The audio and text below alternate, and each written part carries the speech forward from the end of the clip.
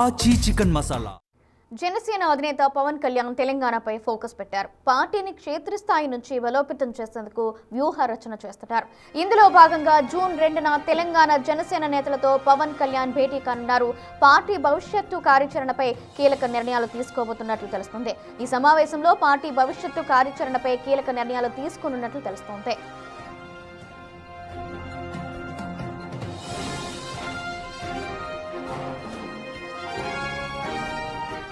ప్రస్తుతం తెలంగాణలో రాజకీయ సమీకరణాలు వేగంగా మారుతున్నాయి. ఇలాంటి తరుణంలో తెలంగాణలో జనసేన పార్టీకి ఒక స్పష్టమైన స్థానాన్ని కల్పించాలని పవన్ కళ్యాణ్ భావిస్తున్నారు. గత ఎన్నికల్లో కొన్ని స్థానాల్లో పోటీ చేసినా ఆశించిన స్థాయిలో ఫలితాలు రాలేదు.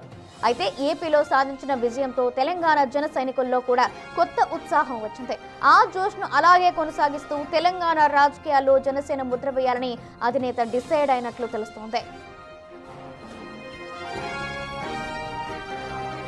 త్వరలో జరగనున్న జీహెచ్ఎంసీ ఎన్నికలను జనసేన ప్రతిష్టాత్మకంగా భావిస్తుంది.